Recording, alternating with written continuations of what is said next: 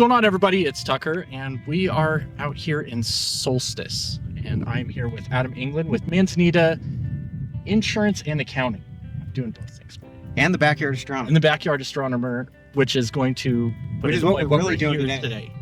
And we're here with Manuel Lucero from the Museum of Indigenous People. And I'm just some guy they picked up on the side of the road. Yeah, I was like... we picked him up a couple times. How cool would that be? But yeah, we are out here at Solstice here in Prescott, which is something I had always heard of, but I haven't actually been here. And we've kind of had like really cool moments before pushing record today. And but yeah, we want to kind of learn about it, want to do a video. So, what is Solstice? So Solstice Mesa, as it were, is a term, the name given to this very sacred place to the ancestors here, the original peoples here in Yavapai County.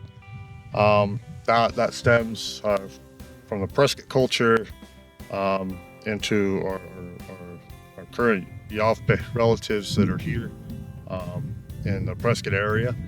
And what was up here are many petroglyphs. Now, a petroglyph is a symbol that's chipped or carved into a rock, as opposed to a pictograph, which is a symbol that's painted on a rock or a cave wall or something like that. And under this exposure, the pictographs wouldn't have held up as well, I assume. Correct. The people of the sun, or the Yavapai, is quite a good name for the folks that live here, because under our sun-drenched landscape here, the paints wouldn't last very long. They knew the elements they were up against. Right, absolutely, especially after thousands of years of rain and hail that took place right here on top of this flat surface that we're at here. And a location like this, it seems like specifically the messages that the individuals wanted to partly transcribe to future visitors or whoever it may be, it needed to remain. It couldn't disappear. That had to be timeless.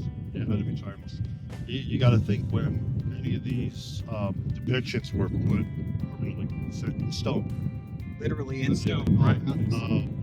They were meant to last. They were meant to teach the younger generations as time went on and on. When the sun would be setting on a certain time of year, and the sun would be rising a certain time of year, and particularly winter solstice and summer solstice. There's also some lines and depictions that potentially mark the equinoxes for the spring.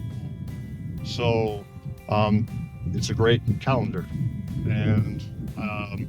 And growing up here, we know, okay, around the 4th of July, the monsoons are going to start. Oh, yeah. Well, that's just after the summer solstice. Yeah. So being able to mark that definitive date on a yearly basis, especially with the landmarks around us and Falls Mountains, is very important. It is. You know when the rains are going to start. You know when the storms are going to begin. Correct. You know, as a semi-nomadic people, you're either going to head to high ground or you're going to go visit your camp down south. Maybe you know that when the monsoons come in, you might want to start heading down south and trading with the folks down by the Gila. Or maybe you need to head west toward California and Colorado River and trade with those folks out there. So it dictated lifestyle, the same way our calendars do today. Oh, geez, I got a dentist appointment on the 12th. You know where you got to be on a certain day and when. And that's exactly what these folks were doing here. You know, times change, but people don't. Right. We still operate the same way we always have. And time is what's being recorded here. Everything from, of course, those solstice events to other astrological events. You got petroglyphs all over the Southwest that'll talk about supernovas and the Crab Nebula and what's going on. All these things that are observable from the naked eye will be recorded on these stones. Yeah, there's a whole field of science, archaeoastronomy, that they've combined archaeology with astronomy and found what were these ancient people looking at and what were they documenting. Absolutely. Like the ones you're mentioning, like at Chaco Canyon, where we can see the supernova that we now know as the Crab Nebula. And this has been recorded across continents and across many cultures. For 1,000 years, we've been able to document as this supernova grew into the nebula that we see now with the Hubble, the James Webb Space Telescope. Absolutely. Or a total solar eclipse, that when it's at full totality is the only time you can see some of those prominences coming off the sun, and they're documented in stone from 4,000 years ago. Which is just insane to kind of think about. So now you're kind of touched about this. So this is got a very sacred place in it. So it was who came up here as far as to. You would have what they have out here are rings around stuff too. Ancient dwellings that still live.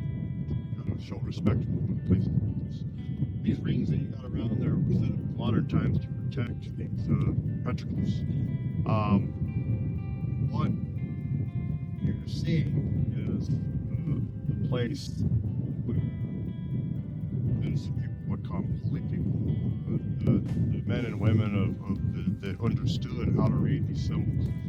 And they would, again, bring their apprentices with them, whether that be nephew or niece or grandson or granddaughter. They would come up here and learn from their elders.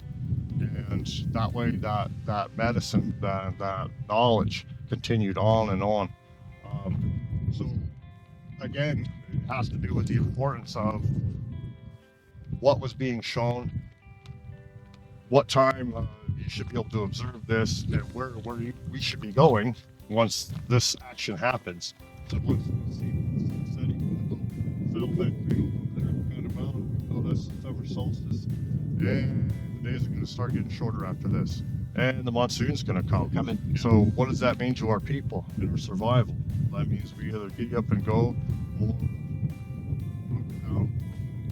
So whatever the case may be with that, that's what was dictated by these, and these were the recorders for it. And same time at the winter solstice, you're looking out towards Thumb Butte, and you know, okay, from here on out, the days are going to start getting longer. Right, correct. But also, we know that January tends to be a pretty wet month too. So after the kind of the dry lead up of the late fall, we're coming into some heavy, maybe January storms that are going to start pounding us. You could get your snow. So those are things that you're going to have to start being prepared for. Absolutely. It's just fascinating that they were able to kind of piece these things together, and how intelligent they were to kind of notice all these things. And when the sun More intelligent than us. It's just Yeah. it's like Different technology, but way more intelligent. It was like, catch me without this, and I'm itchy. Yeah. So I mean, it's just fascinating to me to be able to do that, and in just this area. And I guess kind of why I wanted to help be a part of doing this video is because it's kind of hidden in here, and and I had heard about it, but I wasn't even quite sure where it was. Well, and learning that as they were developing in the Prescott Lakes area, that they discovered this was a place they wanted to maintain for posterity and respect. That back in the late 90s, they built the park here, and you can see why somebody would have chosen a spot like this. I mean, we've got 360-degree views of the beauty of Yavapai County right now. Well, and just right down the hill, we have new development for just that reason, because of it's the very view. much encroaching right to the parking lot where we hiked up. Yeah. So, but you kind of said that this park, and I know we kind of talked about it a little bit. It says on the side here, Park 7. Is that just because people are unoriginal? Is there anything special about 7? There are 7 different types of glyphs that you can see, and that they were kind enough to notate them on here. The archaeologists that were in charge, and those folks.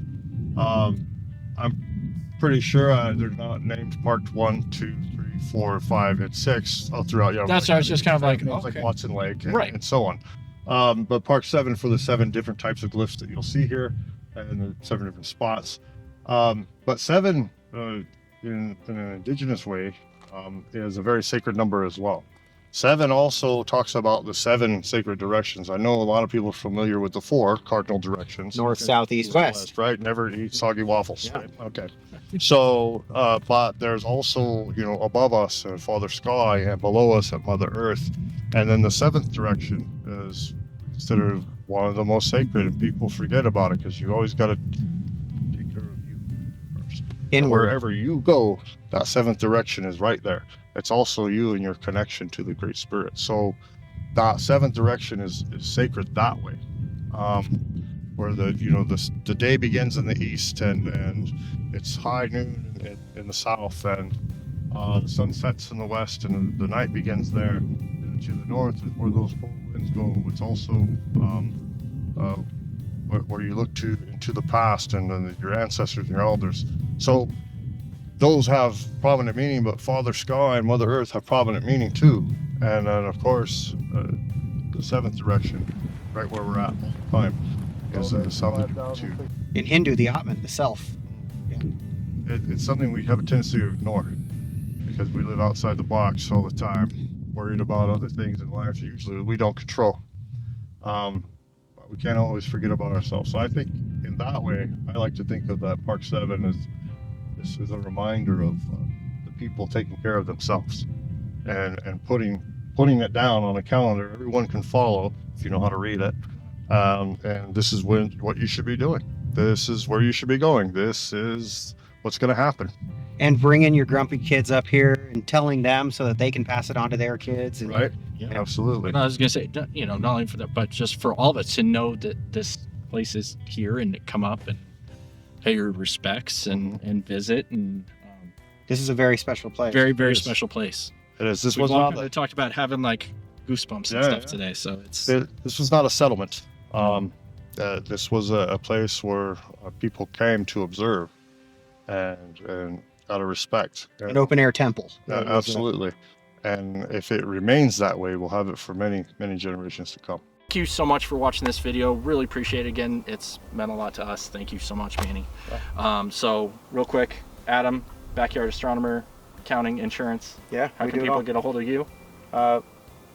928-800-0865 is the best phone number for the office.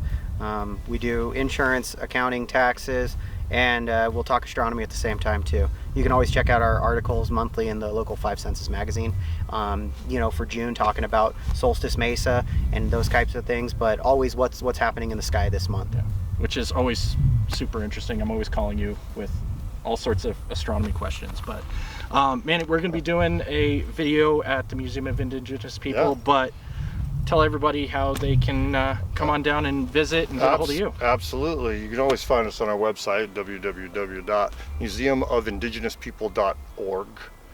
Or you can come visit us at the museum, 147 North Arizona Avenue, right here in Prescott, Arizona. Yeah, Definitely visit. It's amazing, but we're going to be doing a video on that, so stay tuned for that. And thanks, guys. Yeah, Thank you. Absolutely. Appreciate it. And yeah, means a lot, so thank you. What do? Thanks.